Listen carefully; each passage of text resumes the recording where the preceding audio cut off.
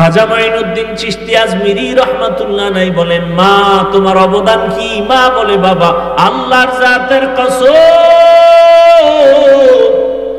তুই আমার গর্ভে যখন আসছো আমি মা ঘুমাই না, আল্লাহর দরবারে কান্না করতাম, দোয়া করতাম, হে মালিক আমার গর্ভের সন্তানটাকে তোমার ওলি হিসাবে দুনিয়ায় পাঠাইও। তুই দুনিয়াতে আসার পর আমি মা তোকে যতদিন দুগ্ধ পান করাইছি, আল্লাহর কসম রে মাইনুদ্দিন, আমি মা এক ফোঁটা দুধও তোর মুখে বিনা ওযুতে দেই নাই। এরে আল্লাহর বান্দারা, আজকে বয়ান শুনেন, কানে ঢুকে না কেন? কানের ভেতরে তো নাপাক ঢুকায় রাখছেন। রহমতের নবীর আদর্শ ছিল দুনিয়াতে বাচ্চা আসার পরে ডান কানে আজান দাও, বাম কানে ইকামত।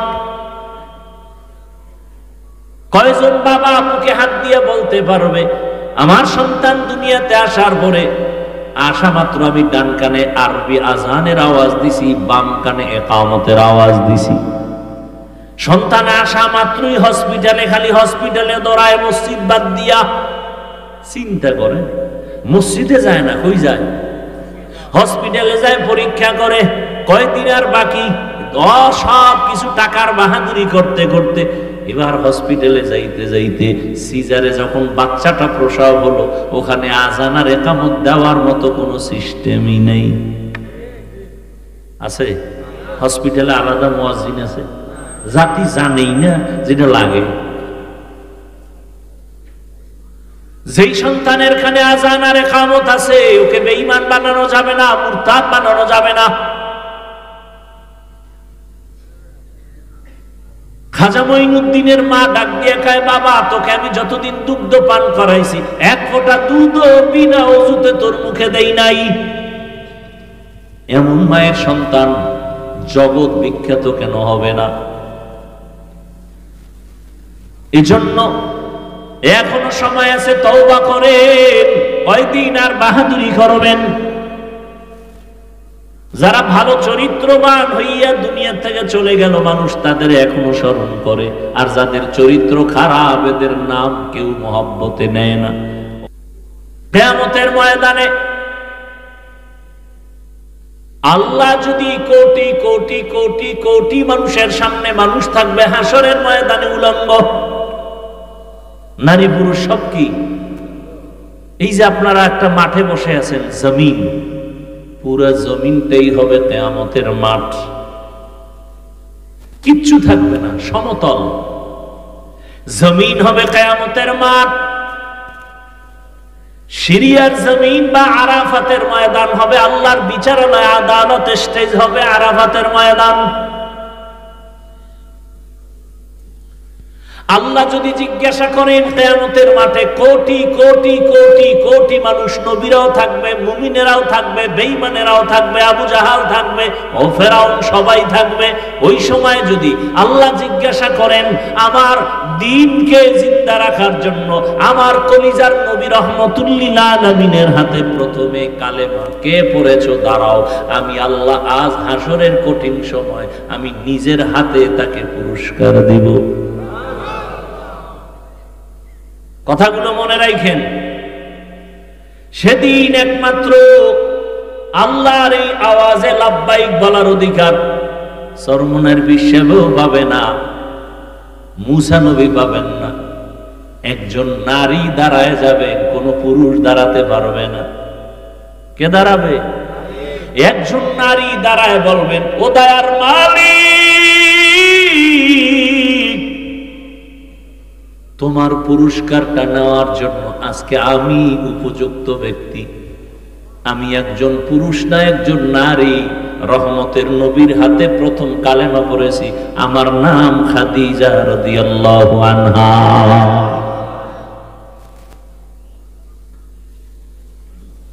আমরা হুজুরেরা নারীর অসম্মান চাই, এটা কিভাবে বুঝাবো বলেন তো? আসলে যার চোখের চশমার আয়না কালো, তাকে কেমনে বুঝাবো বাতি সাদা? ও তো বলে জমিন বাতি সব কালো। যার নাকের ঘ্রাণ শক্তি দুর্বল, ওর কাছে পায়খানা আর আতর সমান।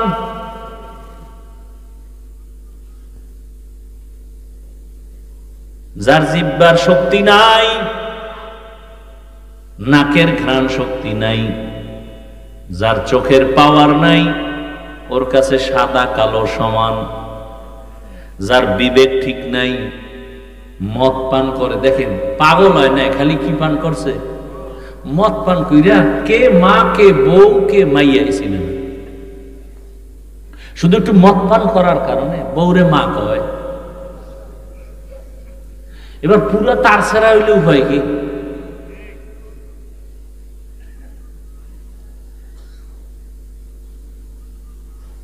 তাহলে যাদের দেমাগ পুরো নষ্ট, একে কেমনে বুঝাবো?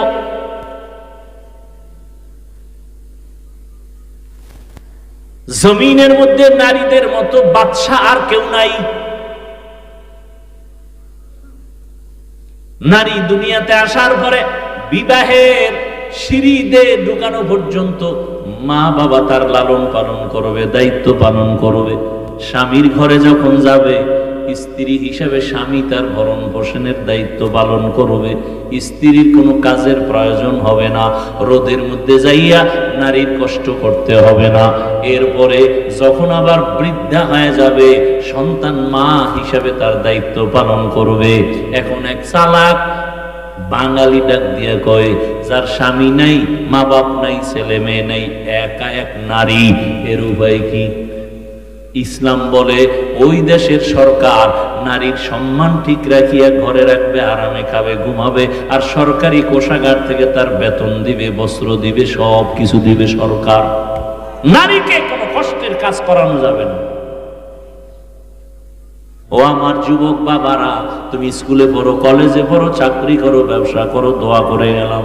ডাক্তার হও, ইঞ্জিনিয়ার হও, প্রফেসর হও, তুমি একজন সাংবাদিক হও, তবে একটাই অনুরোধ সারা দেশে করি, আজও করি, বেয়াদব হইও না। তোমার আচরণে কোনদিন মা বাবা, শিক্ষক, উলামায়ে কেরাম, মুরব্বীরা যেন কষ্ট না পায়। কারণ মা বাবার দোয়া ছাড়া সন্তানের কপাল খুলবে না, শিক্ষকের দোয়া না থাকলে ছাত্রের জীবনে সফলতা আসবে না, আলেমদের নেক নজর না থাকলে চরিত্রের সংশোধনী আসবে না।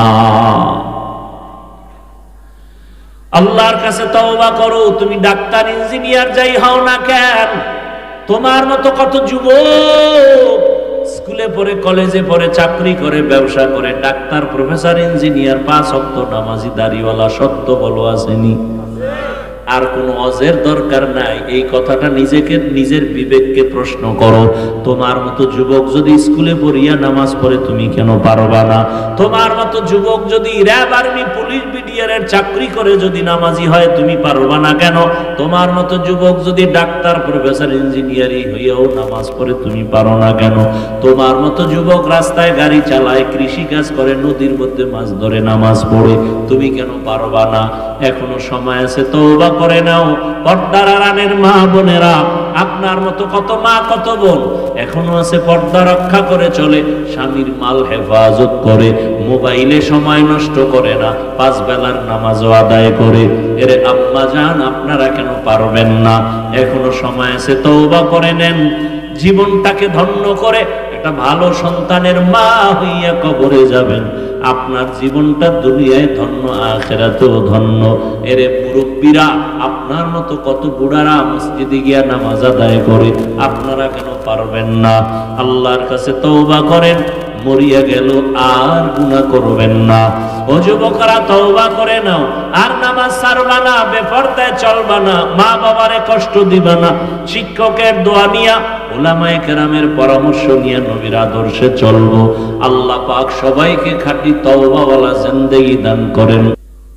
আপনি মনে করছেন বাংলাদেশ খুব পাওয়ারওয়ালা? লিস্টির বাইরে। আপনারা বেঈমানরা মনে করে বাংলাদেশ মানে একটা টোকা দিলে নাই। আর আসলেই কি আছে?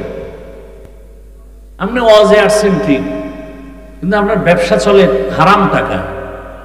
আপনার মেয়ে, ছেলে, স্ত্রী, পরিবার কয়জন দিন অনুযায়ী চলে। আপনাকে তো কিছু ধমকও দেওয়া লাগবে না, হালকা একটু লোভ দেখাইলেই তো আপনি আল্লাহকে ভুলে যাবেন। আর সে দেখানো লাগবে কেন? হিন্দুদের পূজায় গিয়া সন্তেষ খাইয়া যেই কপাল পোড়ারা স্লোগান দেয়, ধর্ম যার যার কি জানি, তার মানে কি? বিবাহ যার যার, বউ সবার। আপনি হাসেন কেন? এই আকামগুলো চলে না সোনার বাংলায়?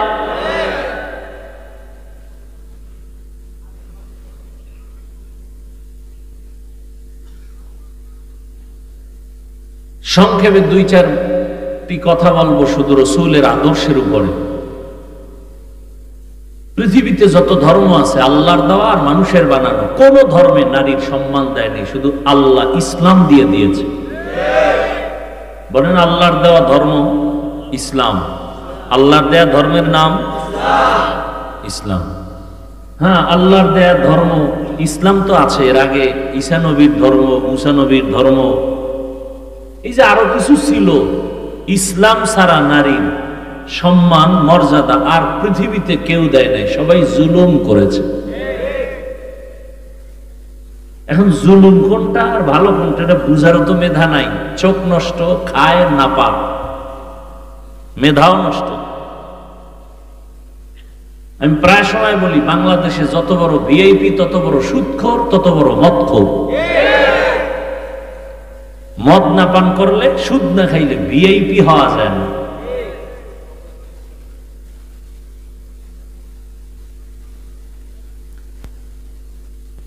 আল্লাহ সব ভাইকে হেদায়েত দান করেন। সকলের পরিচিত একটা আয়াত আমি পড়েছি, মনে আছে না? ওয়ামা আরসালনাকা ইল্লা রাহমাতাল লিল আলামিন। আল্লাহ নবীর ব্যাপারে বলেন, হে রাসূল করিম সাল্লাল্লাহু আলাইহি ওয়া আলিহি ওয়াসাল্লাম, আমি আপনাকে পাঠাই নাই দুনিয়াতে, হ্যাঁ পাঠিয়েছি জগৎ সমূহের রহমত করে।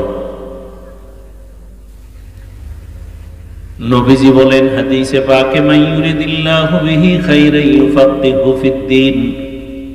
আল্লাহ যাকে বেশি ভালোবাসেন, মহব্বত করেন, তাকে দ্বীনের সমঝ দান করেন।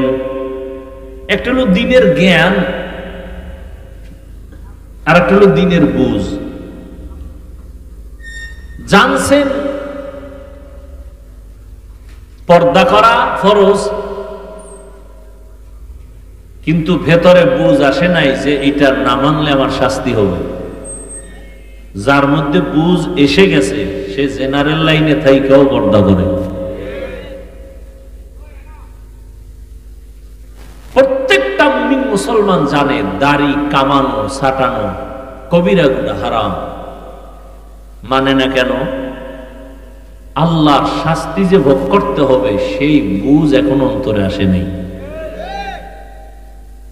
যার অন্তরে বুঝ এসে গেছে সে ডাক্তার হইয়াও দাড়ি রেখে দিছে, ইঞ্জিনিয়ার হয়েও দাড়ি রেখে দিছে,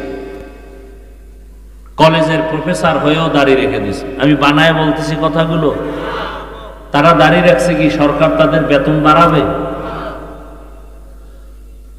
অবশ্যই তাদের বুঝ ঠিক হয়ে গেছে।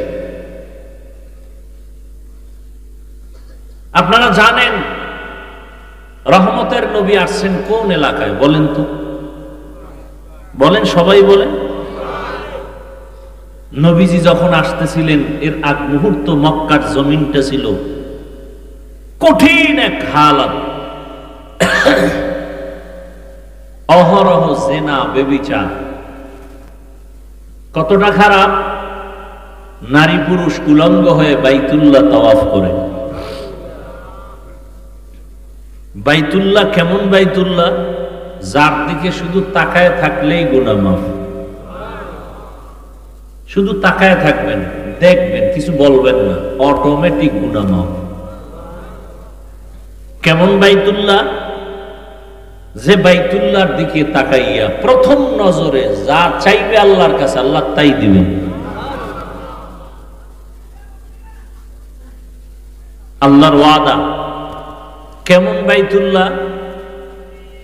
যেই বাইতুল্লাহর সীমানা আপনারা যারা গেছেন বা যান নাই ছবিতে দেখছেন, যে ঘরটা দেখেন এতটুকু না, কিন্তু অনেক বিশাল। বাইতুল্লাহর ওই ঘর থেকে চারোদিকে বহু দূর তার এরিয়া, অনেক দূর। হোটেল পার হয়ে আরো রাস্তাঘাট পার হয়ে বহু দূরে বাইতুল্লাহর এরিয়া।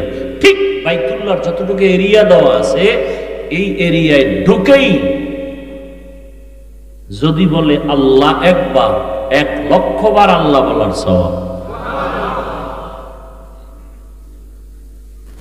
একবার যদি বলে সুবহানাল্লাহ, 1,00,000 বার সুবহানাল্লাহ বলার সওয়াব।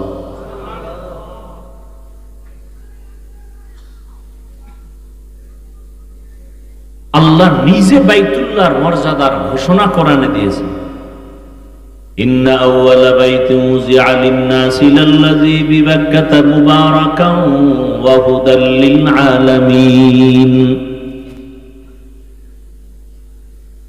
পৃথিবী নামক গ্রহ যখন টোটাল অস্তিত্বে আসে নাই, ঠিক আল্লাহ রাব্বুল আলামিন তখন আংশিক অস্তিত্বে আসা মাত্রই আল্লাহ প্রথম একটা ঘর বানাইলেন বাইতুল্লাহ।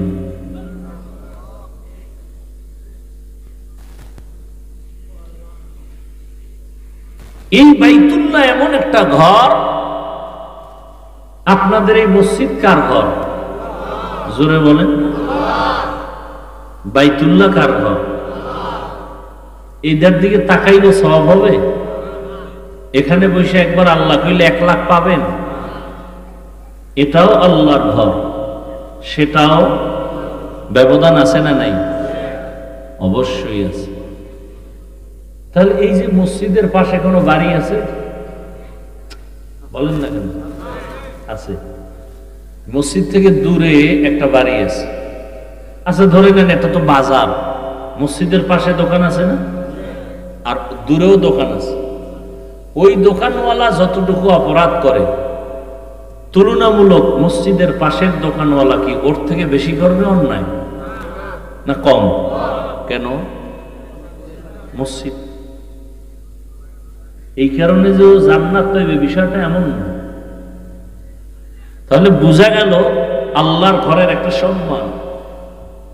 দূরের লোকটা অন্যায় যাই করে, মসজিদের পাশের লোকটা ওই পরিমাণ করে না, সামান্য হলো ভয় আছে। তাহলে সারা দুনিয়ার মানুষ খারাপ হলেও বাইতুল্লাহর পাশের মানুষগুলো তো একটু ভালো হওয়ার, অথচ পৃথিবীর মধ্যে নিকৃষ্ট খারাপ হলো বাইতুল্লাহর পাশের মানুষ, মক্কার মানুষ। ওই যে বললাম বাইতুল্লাহ তাওয়াফ করে নারী আর পুরুষ উলঙ্গ। কোন পশু জবে করে রক্তগুলো বাইতুল্লাহর দেওয়ালে মাখায়, এই নিয়তে যে দেওয়ালে রক্ত মাখলে আমার কোরবানি কবুল। বিয়ে শাদী নাই, অবাধে চলতেছে। ইতিহাস ভুলে যাবেন না। একটা জাতিকে ধ্বংস করার জন্য তার ইতিহাসকে ভুলিয়ে দেওয়াটা বড় একটা থিম। ইতিহাস ভুলবেন না। মুসলমানের ইতিহাস জাগ্রত ইতিহাস, মুসলমানের ইতিহাস বিজয়ের ইতিহাস। মুসলমানকে দমাতে না পারার বড় একটা কারণ এদের ইতিহাস আগুনের ইতিহাস।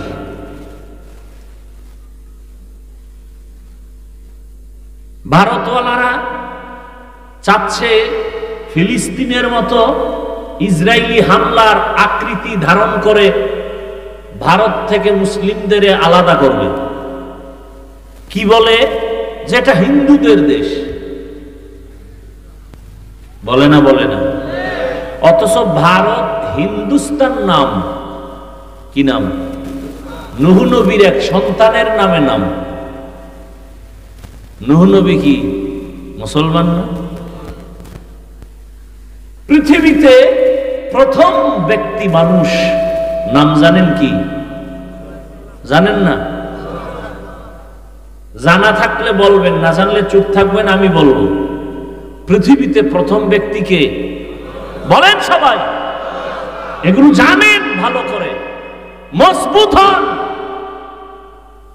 যত বড় বীর যোদ্ধা হোক, শক্তিধর হোক না কেন, প্রশ্ন করে যদি মাথাটা হ্যাং করে দিতে পারেন, ও যত বড় পাওয়ার থাক, জাগাত কাটা খায় লবণের সিটার মতো দুর্বল হয়। ইতিহাস জানেন। যুদ্ধ করতে হবে, আর ঘুমানোর সময় নেই। রেডি থাকেন। ইতিহাস জানেন, পৃথিবীর প্রথম মানুষকে, এটা তো সবাই জানেন। তিনি জান্নাত থেকে আসছেন না? জানা থাকলে বলেন, আল্লাহ যে আদম নবীকে জমিনে পাঠাইলেন, কোথার থেকে? এই জমিনে পাঠাবার মানে কোথায় পাঠাইছেন? জমিন তো বিশাল, কোথায় না?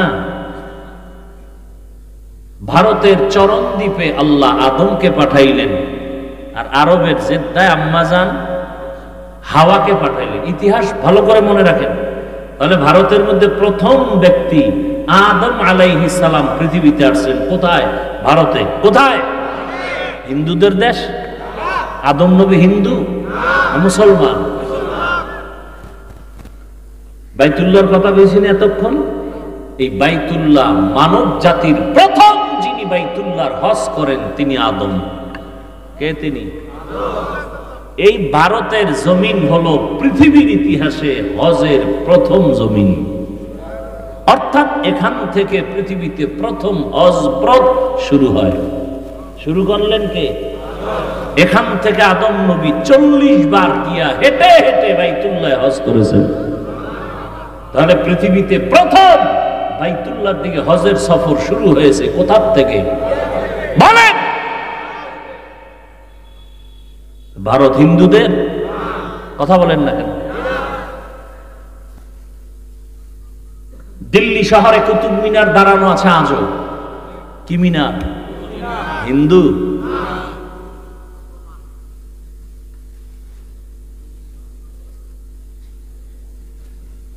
মোগলদের ইতিহাস ভুলে গেলে চলবে না। এই ইতিহাসগুলো পড়েন। বই কিনবেন না, মোবাইলে সার্চ দেন। মোগল সম্রাট কারা? বাদশাহ শাহজাহান। তাজমহল আসেনি ভারতে? হিন্দুদের? কি আজীব কথা। ইতিহাস আমরা দিয়ে গবেষণা করি না, এক গজবের মোবাইল দিয়া সব ধ্বংস। চাইলেই কিন্তু এখান থেকেই নিতে পারে। গুগলে সার্চ দাও, আগ্রার তাজমহল কে বানাইল? মোগলদের ইতিহাস কি? বাদশাহ আলমগীর কে? কুতুব মিনার কার?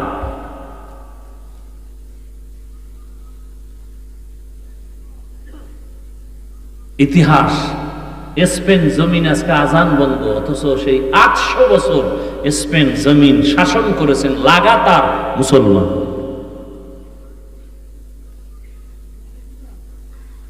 অধিকার আদায় করার জন্য প্রস্তুতি নিতে হবে।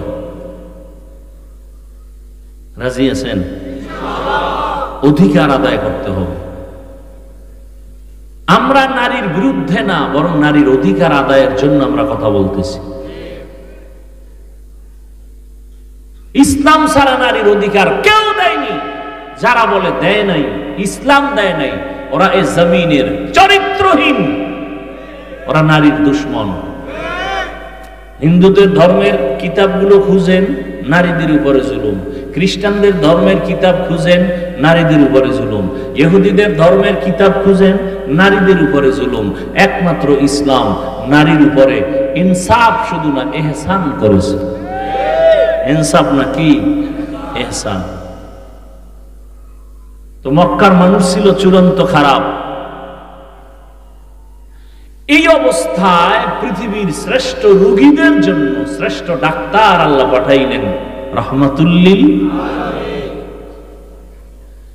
আরবের মধ্যে আর একটা মারাত্মক মারাত্মক অভিশাপ ছিল, কন্যা নারীদেরকে আরববাসীরা পছন্দ করে না। এটা জানেন না? বিধবা নারীকে পছন্দ করে না। কোন বাবার মেয়ে হলে বাবা লজ্জায় মুখ দেখায় না, বাজারে যায় না। মেয়ে কন্যা সন্তান হলেই মনে করে আমার কপালে অভিশাপ। বুঝেন কেমন অবস্থা মক্কার। নারীদের তারা অবহেলা করে। ঘরের মধ্যে ছেলে হলে সবাই ঈদের আনন্দ করে, মেয়ে হলে মনটা বেজার। এমন এক কঠিন সময় আসছে রহমাতুল্লিল আলামিন। ইমামুল আউয়ালিন আল আখিরিন বাহরে সাদকা রাহমাতাল লিল আলামিন। রহমতের নবী মক্কা নগরীতে এমন এক হালাতে আসলেন যেই সময় নারীদেরকে সমাজের সবাই অবহেলা করে। রহমতের নবী আসছেন। কেমন এক নবী আমার এক মিনিটে বলি বুঝার, ওই যে শুরুতেই বলেছে মাওলায় বুঝ না দিলে কি উপায়। আল্লাহ যদি বুঝ না দেন, বুঝার চেষ্টাও না করেন, আমি হাফিজুর রহমানকে রহমতের নবীও যদি বয়ান করে আবু জাহালের মতো বেঈমানের বুঝও ঠিক হয় না। গরবা সুরত আদমি ইনসাবুদে আহমদ বু জাহলো হামেক সাবুদে আদমিরা আদমিয়ত লাজমাস্ত উদরাগর বুনা বাশদ হি জামাস। রহমতের নবী মক্কা নগরীতে আসলেন যেই সমাজের মানুষগুলো কন্যা পছন্দ করে না। রহমতের নবী পৃথিবীর এক শ্রেষ্ঠ ডাক্তার, যেই ডাক্তারের চিকিৎসার প্রেসক্রিপশন দেওয়ার পরে যেই রোগীর জীবন পর্যন্ত কোনোদিন আর কোনো ডাক্তার দেখাতে হয় না, ওই ডাক্তার ওই রোগীদের জন্য শ্রেষ্ঠ ডাক্তার। আমার নবী এমন শ্রেষ্ঠ ডাক্তার, কিয়ামত পর্যন্ত এই জমিনে যত রোগী আসবে সব রোগীদের জন্য ঔষধ দিবেন আমার নবীর প্রেসক্রিপশন। কিয়ামত পর্যন্ত আর কোন নবীও লাগবে না, গোলাম আহমদ কাদিয়ানী লাগবে না। এই জমিনে কিয়ামত পর্যন্ত যত রোগ মানুষ তোমার হবে, সব রোগীদের রোগের একটাই ঔষধ, রাহমাতুল লিল আলামিনের আদর্শ।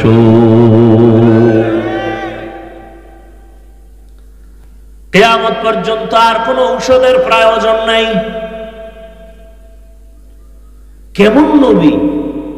জমিনের মধ্যে আমার রহমতের নবীর মতো শারীরিক শক্তিওয়ালা আর জমিনে দ্বিতীয় কোন ব্যক্তি নাই।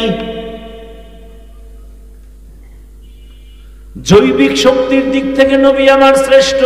শ্রেষ্ঠ যত দিকেই তুমি আঙ্গুল দিবা সেদিক থেকে আমার নবী। জোরে বলেন। মেধার বেলায় রহমতের নবীর চোখের পাওয়ার সারা দুনিয়ার ভেতরে শ্রেষ্ঠ। রহমতের নবীর মেধা, রহমতের নবীর দৈহিক গঠন সারা দুনিয়ার মানুষের মধ্যে শ্রেষ্ঠ। কেমন মায়ার নবী আমার! মানুষ অনেক সুন্দর, অনেক সুন্দর, আমার নবী কেমন সুন্দর যে বয়ান করিয়া শেষ করা যাবে না। রহমতের নবীর আখলাক কত সুন্দর! যেই নবীকে এক নজর দেখার জন্য গর্তের পিপিলিকা অপেক্ষা করে, যেই রহমতের নবীর চেহারা মোবারক দেখার জন্য গর্তের সাপ অপেক্ষা করে। কেমন মায়ার নবী আমার! সারা দুনিয়ার মানুষের শক্তি এক জায়গায় করলেও নবীর শক্তির সামনে তুলনা হবে না। আর সেই নবীর 25 বছর বয়সে কেমন যৌবন, কেমন শক্তি নবীর! কিন্তু আল্লাহর কুদরত দেখো, জাতি ভুলিও না। রহমতের নবী 25 বছরের বয়সের যৌবনটা কত মারাত্মক।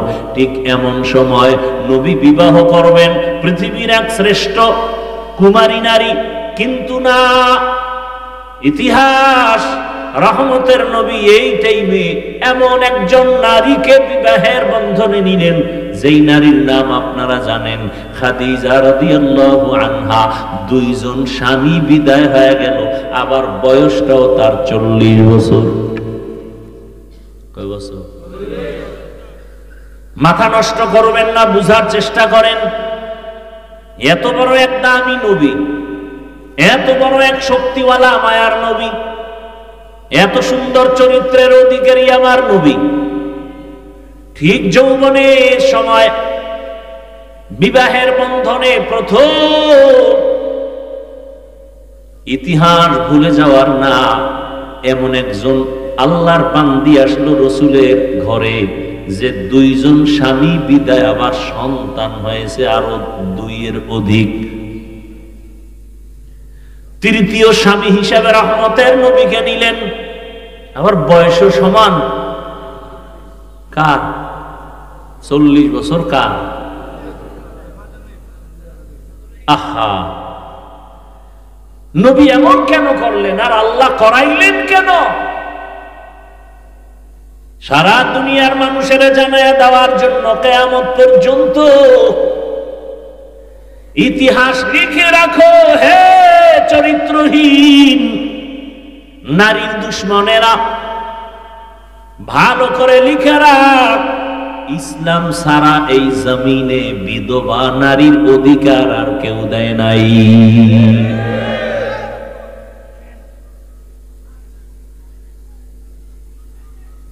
প্রত্যেকটা সাইড।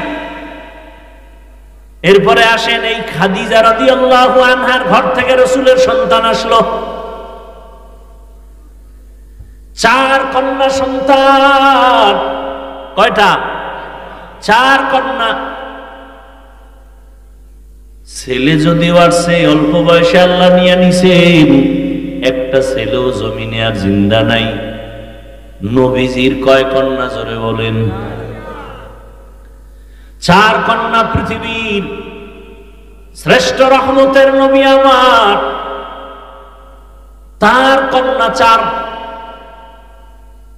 সারা দুনিয়ার মানুষকে জানায় দিল তোমরা নারী পছন্দ করো না, অথচ ইসলামের মহানায়ক, সৃষ্টির শ্রেষ্ঠ ব্যক্তি, রহমতের নবী, তার একটা ছেলেও নাই, তার 4 কন্যা। যখন ছেলে হয়ে মরে গেল, আরবের বেঈমানেরা হাসি দিয়া রসুলের গালি দিয়া কয় মুহাম্মদের ছেলে নাই, বংশ রক্ষা হবে না, মুহাম্মদের নাম এ জমিনে কেউ নিবে না। কিন্তু 4 কন্যা আল্লাহ দিলেন। আরবের মানুষ কন্যা পছন্দ করে না, অথচ পৃথিবীর শ্রেষ্ঠ মহানায়কের কন্যা কয়জন? এবং ভবিষ্যৎবাণী করে গেলেন, দুনিয়ার সন্তানের বাবারা, মায়েরা লিখে রাখো, যে একটা কন্যার বাবা হইবা একটা জান্নাতের মালিক হয়ে যাইবা। যেই মা বাবা 2টা কন্যা সন্তান পেয়েছো, তুমি 2টা জান্নাতের মালিক। যে 3টা কন্যা পেয়েছে, 3টা জান্নাতের মালিক। যে 4 কন্যা পেয়েছো, 4টা জান্নাতের মালিক হয়ে গেছো। একজন ছেলেও নাই।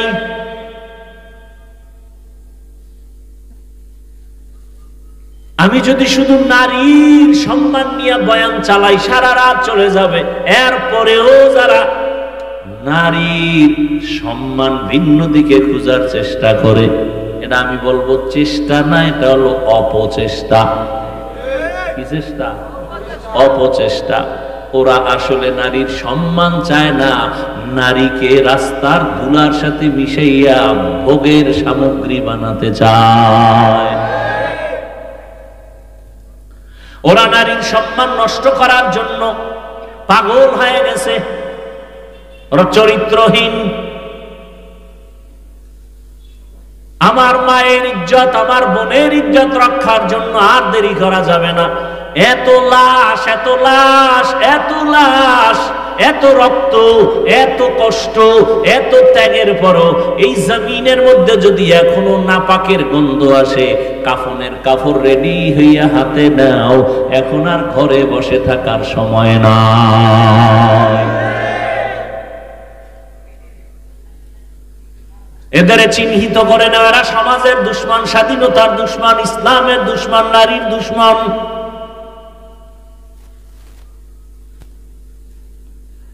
নারীর সম্মান বাস্তবে দেখতে চাইলে আফগানিস্তানে যাও।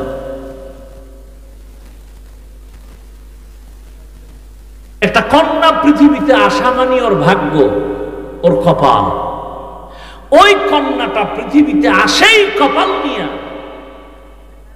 একটা কন্যা পৃথিবীতে আসা মানেই তার কপাল খোলা। ও যার ঘরে আসে তার কপাল খুলে যায়। ও যেই বাবার ঔরসে আছে সেই বাবার কপাল খুলে যায়। ও যেই মায়ের গর্ভে আসে সে মায়ের কপাল খুলে যায়। কন্যা আসা মাত্রই রহমতের দরজাগুলো খুলে যায়।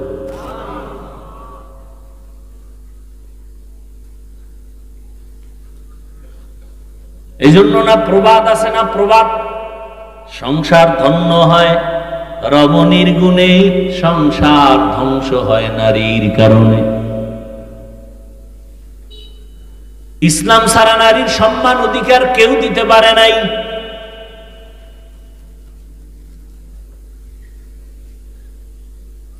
কিন্তু দুনিয়া সব উল্টা পাল্টা হয়ে গেছে।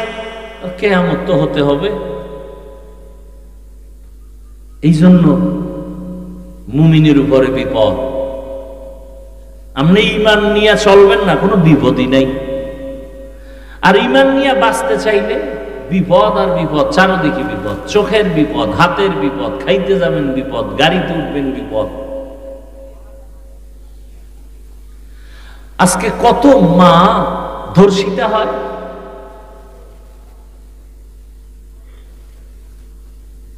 কত মায়ের মুখে এসিড নিক্ষেপ করা হয়। নারী কেন বেতনের জন্য রাস্তায় স্লোগান দিতে হবে? মা বোন কেন রৌদ্রে কষ্ট করে ইট ভাঙতে হবে? ইসলাম দিয়ে যদি সমাজ পরিচালনা হতো, এ জমিনে বাদশার হালাতে জীবন যাপন করত প্রথম সারিতে মা বোনেরা।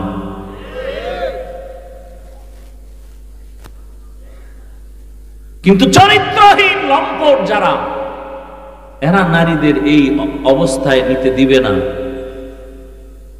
চরিত্র তাদের দুর্বল। রহমতের নবী আসলেন জমিনে মক্কা নগরীতে। নারীদের সম্মান পয়েন্টে পয়েন্টে আল্লাহ পাক নবীর মাধ্যমে স্থির করে দিলেন। বাবায় মরে যাবে, সম্পদ ভাগ করে ছেলে যা পাবে তার অর্ধেক নারী পাবে। এই জায়গায় যাইয়া মাথা গরম বানাই নিয়েছে। ছেলে যে পাইল এর অর্ধেক পাবে নারী। এই নারী যে অর্ধেক পাইয়াও অনেক বেশি পাইছে ছেলের থেকে, এটা বুঝার মেধাই নেই। মাথা গরম হয়ে গেছে।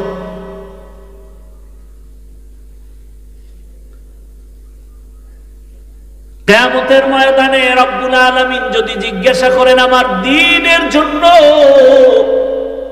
বিনা হিসাবে জান্নাত পাওয়ার যত রাস্তা আছে এর মধ্যে একটা সর্বোৎকৃষ্ট রাস্তা হলো শাহাদাতের রাস্তা।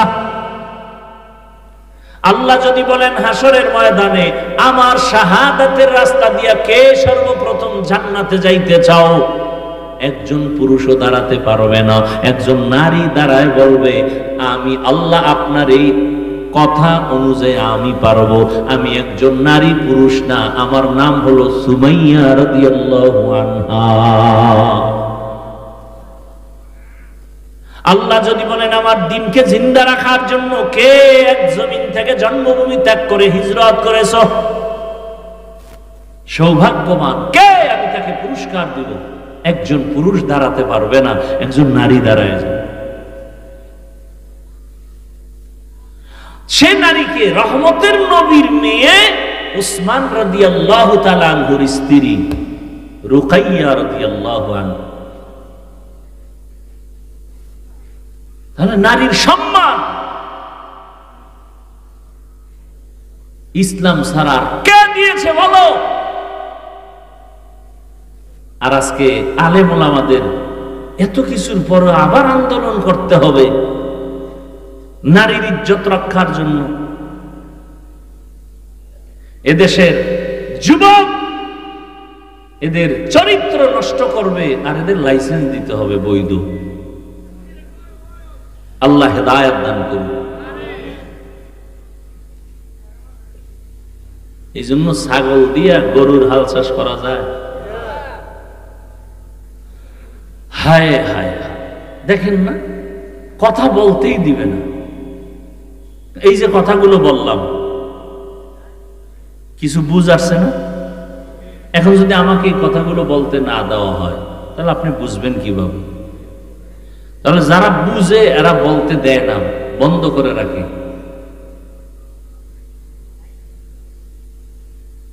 বললেই তাদের বিপদ।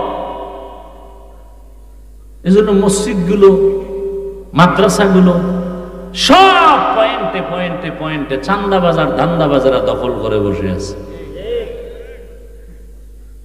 মসজিদ নিয়েও চান্দাবাজি, মাদ্রাসা নিয়ে ধান্দাবাজি, সারা দেশ ঘুরি, এগুলি কি আর দেখা বাকি আছে? শিয়ালের হাতে মুরগি আমানত দিছে, হ্যাঁ, মুরগি আমানত দিছে কার কাছে?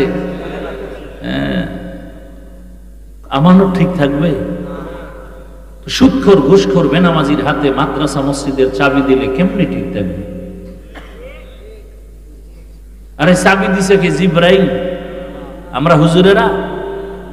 না ভোটের আগে আপনারা টাকা খাইছেন পায়খানার নামে চোরের মতো? ওপেন খাইতে পারেন নাই তো, ভোর রাত্রে খাইছেন তাহাজ্জুদের টাইমে, বরকতের সময়।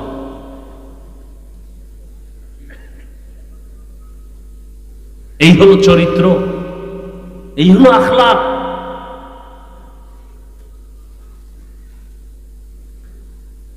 আল্লাহ হেদায়েত দান করুন।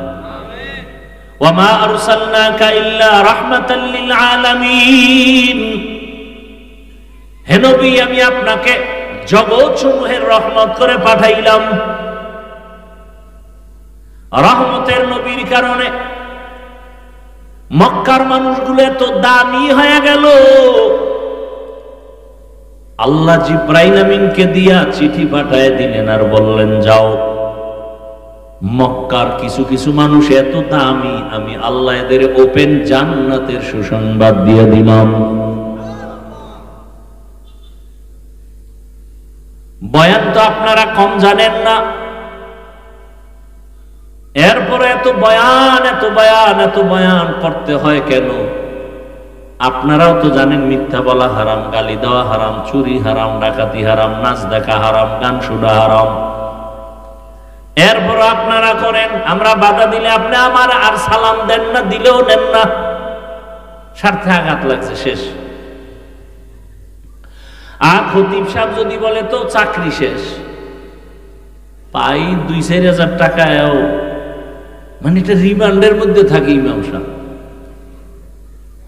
আপনারা যারা সরকারি চাকরি করেন, বেসরকারি চাকরি করেন, প্রতিদিনের ডিউটি কয় ঘন্টা বলেন? 8 ঘন্টা ডিউটি, বেতন কত মাসে?